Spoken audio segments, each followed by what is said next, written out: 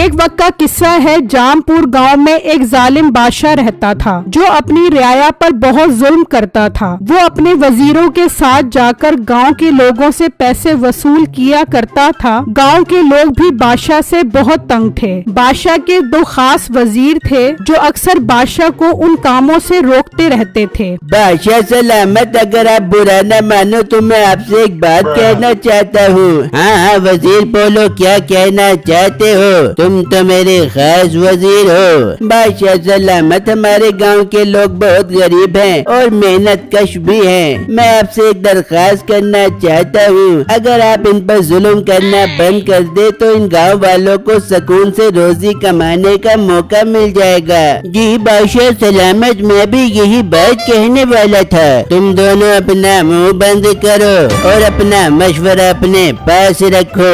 ये गांव वाले हैं इसी काबिल, और हाँ आइंदा अगर ऐसी बात की तो मैं भूल जाऊंगा कि तुम दोनों मेरे खास वजीर हो। बादशाह की ये बात सुनकर वजीर खौफजदा हो जाते हैं। उसी गांव में मीठे नाम का लड़का अपनी बीवी नसीबो कैंची के साथ रहता था। अरे मीठे, मैंने सुना इस गांव का बादशाह बहुत जालिम है। वो गांव के सब लोगों से पैसा वसूल करता है और जो से पैसा न दे वो उन पर जुल्म करता है। हाँ बेगम, तू ठीक बोल रही है। मैंने भी बहुत से गांव वालों से यही बात सुनी है। मीठे, मुझे तो डर लग रहा है कहीं बादशाह हम तक न पहुँच जाए और हमसे भी पैसे जबरदस्ती न मांगने लग जाए। पर बेगम, मैं ऐसी नौबत आने ही नहीं दूंगा। उससे पहले ही मैं बादशाह के पास जाऊंगा और उससे नौकरी मांगूंगा कि मैं आपको गांव वालों से पैसे वसूल करके दूंगा। हाँ मीठे, फिर तो बादशाह भाग कर तुझे काम पे रख ले बेगा। जा मीठे, जा बादशाह के पास जा। फिर मीठा घर से निकलता है और बादशाह के पास आ जाता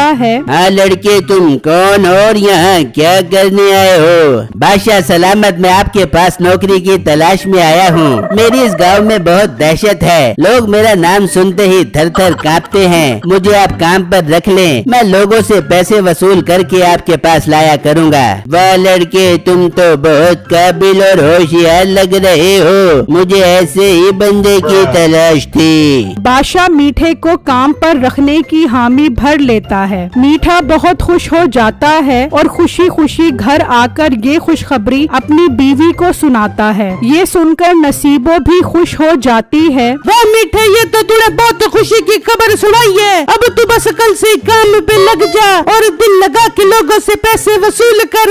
बेगम बस तू देखती जा, मैं कैसे लोगों को धमका कर उनसे पैसे वसूल करता हूँ। मीठे, वैसे मेरे ज़हन में एक बहुत कमाल का आइडिया है। देख मीठे, जब तू बादशाह का नाम लेके लोगों से भत्ता ले बेगा तो गाँव के लोग डर कर तुझे फौरन में पैसे दे देंगे। बेगम तू कहना क्या चाह रही है? साफ साफ बोल। मीठे, तुझे जो भत्ता मिलेगा आधे पैसे हम रख ले देंगे और आधे बादशाह को दे देंगे। नसीबो की ये बात मीठे को बहुत पसंद आती है। फिर अगला दिन होता है और मीठा एक दुकान पर आता है। चल मेरा पुत्र, इस महीने का भत्ता निकाल। अगर जरा भी चूचा की तो तेरी खैर नहीं। पर भाई तुम कौन हो और इतनी बदमाशी क्यों दिखा रहे हो? मैं बादशाह का नया मुलाजिम हूँ। बादशाह ने मुझे इस महीने भत्ता लेने के लिए भेजा है। वो दुकानदार डर जाता है और मीठे को पैसे दे देता है। मीठा वहाँ से चला जाता है और घर आकर आधे पैसे नसीबों के पास रखवा देता है और आधे पैसे लेकर बादशाह के पास आ जाता है और बादशाह को पैसे दे देता है। बादशाह पैसे लेकर बहुत खुश हो जाता है। वाह लड़के, तुमने तो दिल खुश कर दिया।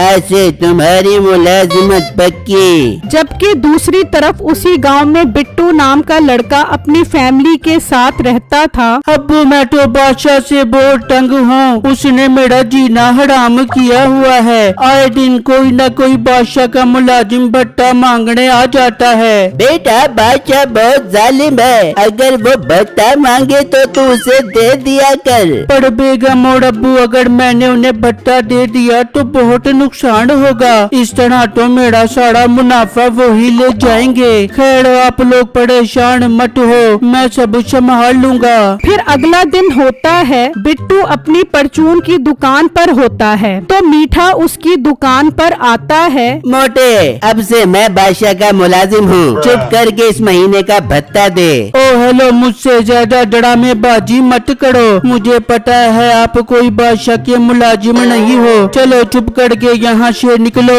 वरना मैं गाँव वालों को इकट्ठा कर लूँगा। बिट्टू उसे पैसे नहीं देता। मीठा गुस्से में वहाँ से चला जाता है और बादशाह को बिट्टू की सारी बातें बताता है। बादशाह को बहुत गुस्सा आता है। उस लड़के की इतनी हिम्मत कि उसने पैसे देने से इनकार कर दिया, उसको तो अब सबक सिखाना पड़ेगा। फिर बादशाह मीठे और अपने वजीर के साथ बिट्टू की दुकान पर आता है। ओ लड़के, तेरी इतनी हिम्मत, तूने मेरे बंदे को भत्ता देने से इनकार किया। तुझे अब ऐसा सबक सिखाऊंगा कि तू याद करेगा। बादशाह सलामत, मैं इसे बार बार यही बोल रहा था कि मैं बादशाह का नया मुलाजिम हूँ, पर ये यकीन ही नहीं कर रहा था। हाँ मोटे, अब यकीन आ गया। चल शाबाश, चुप करके भत्ता निकाल। बिट्टू फिर भी भत्ता देने से इनकार कर देता है, जिस पर बादशाह को बहुत गुस्सा आता है और वो अपने वजीरों से बिट्टू की खूब पिटाई करवाता है और उसकी दुकान बंद करवा देता है।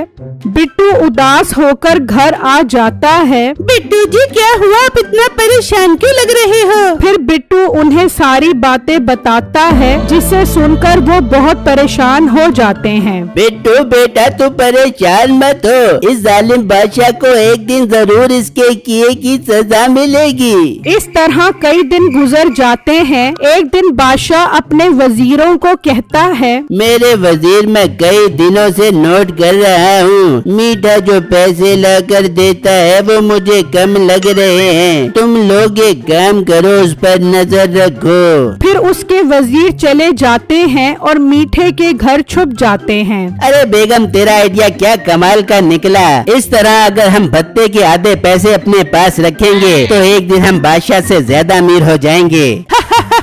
हाँ मीठे, तू ठीक बोल रहे। वजीर छुपे सारी बातें सुन रहे होते हैं। फिर मीठा वो आधे पैसे लेकर घर से निकलता है और बादशाह के पास आता है। बादशाह सलामत, आज तो मेरी दुकानदार से लड़ाई होते होते बच गई। वो भत्ता ही नहीं दे रहा था, लेकिन जब मैंने आपका नाम लिया तो वो थर थर कांपने लगा और चुप करके पैसे निकाल दिए और ये पैसे लेकर मैं आपकी खिदमत में हाजिर हो गया हूँ। इतनी देर में वजीर भी आ जाते हैं। बादशाह सलामत, आपका शक बिल्कुल ठीक था। मीठा एक नंबर का बराडिया है। ये आधे पैसे अपने पास रखता है और आधे आपको लाकर देता है। ये बात सुनकर बादशाह को बहुत गुस्सा आता है और वो मीठे की खूब पिटाई करवाता है और उसे काम से निकाल देता है। मीठा घर आकर नसीबो को सारी बातें बताता है। नसीबो गुस्से में बोलती है, मीठे, ये बादशाह के बच्चे ने तेरी पिटाई करके अच्छा नहीं किया।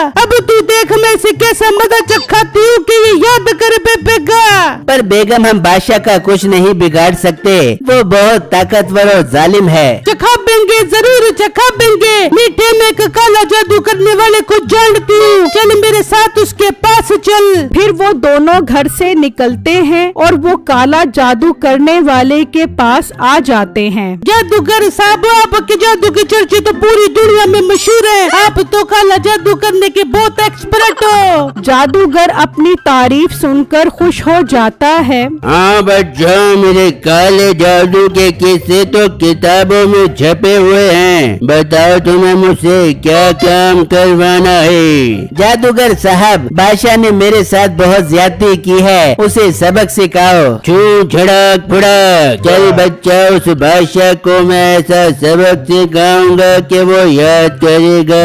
फिर वो उस जादूगर को लेकर बादशाह के दरबार में जाते हैं तो उसे देखकर सब भाग जाते हैं। बस बादशाह और एक वजीर रह जाता है। जादूगर अपने जादू से बादशाह को गाय और वजीर को तोता बना देता है और उन्हें एक गार में बंद कर देता है और मीठा बादशाह और नसीबो मलका बन जाते हैं। मेरे वजीर, मैं आज तुम्हें हुक्म देता हूँ, गांव में किसी को नहीं छोड़ना, सबसे पैसे वसूल करने हैं। फिर एक दिन बिट्टू अपने घर बैठा होता है। बिट्टू बेटा, लकड़ियाँ खत्म हो गई हैं, तू जा और जंगल से लकड़ियाँ काट कर आ। फिर बिट्टू लकड़ियाँ काटने के लिए जाता है तो वो जंगल में चलते चलते उसी गुफा तक पहुँच जाता है जहाँ बादशाह और वजीर गाय और तोता बनकर कैद थे। बिट्टू गार के अंदर चला जाता है तो उन्हें देखकर वो हैरान रह जाता है। फिर अचानक गाय बोल पड़ती है जिससे बिट्टू की हैरत में इजाफा हो जाता है, लेकिन वो गाय और तोता अपने बारे में कुछ नहीं बताते क्योंकि उन्होंने बिट्टू पर जुल्म किया था। उन्हें डर था कि वो नुकसान न पहुंचा दे। लड़के, तुम्हारा नाम बिट्टू है और मैं तुम्हें बहुत अच्छी तरह जानता हूँ। पर गाय, आप मुझे कैसे जानती हो? मैं भी तुम्हारी तरह इंसान था, पर एक जादूगर ने हमें ऐसा बना दिया है। ओहो, ये तो बहुत बुरा हुआ आप लोगों के साथ। मुझे बताओ, मैं आपकी क्या मदद कर सकता हूँ? तुम्हारे गांव में बादशाह का दरबार है, उसके बाहर एक कुआं है, उसमें एक जादुई लाठी है, वो ले आओ, मैं तुम्हें माला माल कर दूंगा। पर गाय, वो लाठी वहाँ किसने रखी और आप उस लाठी का क्या करोगे? तुम बस वो लाठी ले आओ, आगे की बातें तुम्हें पता चल जाएंगी, क्योंकि हम इस गुफा से बाहर नहीं निकल सकते, अगर निकले तो जल जाएंगे। बिट्टू हामी भर लेता है और वो लाठी लेने के लिए चला जाता है तो देखता है कि मीठा बादशाह बना हुआ है। बिट्टू ये देखकर हैरान हो जाता है। मीठा तो बादशाह का वजीर था, बादशाह कैसे बन गया और बादशाह सलामत कहाँ पर है? बिट्टू डरकर वहाँ से चला जाता है और घर आकर अपनी बीवी को बताता है कि बादशाह गायब है और मीठा वजीर अब बादशाह बना हुआ है। छम्मो भी ये सुनकर हैरान हो जाती है। पर बिट्टू, अब हम क्या कर सकते हैं? फिर बिट्टू गुफा में कैद गाय की सारी बातें बताता है। फिर तो बिट्टू, आपको उस गाय की मदद करनी चाहिए, जैसे उसने कहा है आप वैसा ही करो। हाँ बेगम, मैं आज रात ही कुएं पर जाकर वो लाठी निकाल लाऊंगा। फिर रात होती है। बिट्टू उस कुएं पर आ जाता है और उसके अंदर चला जाता है। वो वहाँ से लाठी उठाकर उस गुफा के अंदर आ जाता है। लाठी देखकर गाय और तोता बहुत खुश हो जाते हैं। बिट्टू, शुक्र है तुम लाठी ले आए हो, अब तुम ये लाठी मुझे मारो। बिट्टू जैसे ही वो लाठी मारता है तो वो गाय बादशाह बन जाती है। बिट्टू बहुत खुश हो जाता है। फिर बादशाह उसे सारी बात बताता है जिसे बिट्टू हैरत से खड़ा सुन रहा होता है। बादशाह सलामत, ये लाठी मुझे भी मारो ताकि मैं अपनी असली हालत में आ जाऊँ। फिर बिट्टू तोते को लाठी मारता है तो वो वजीर बन जाता है। बादशाह बिट्टू से माफी मांगता है और वो मीठे से इंतकाम लेने का प्लान बनाते हैं। फिर बादशाह अपने पुरखों की लाठी से जादूगर मीठे और नसीबों को बंदर बना देता है और उन्हें उसी गुफा में कैद कर देता है। और फिर बादशाह और वजीर सब गांव वालों से माफी मांगते हैं। बादशाह अब बहुत रहमदिल इंसान बन जाता है।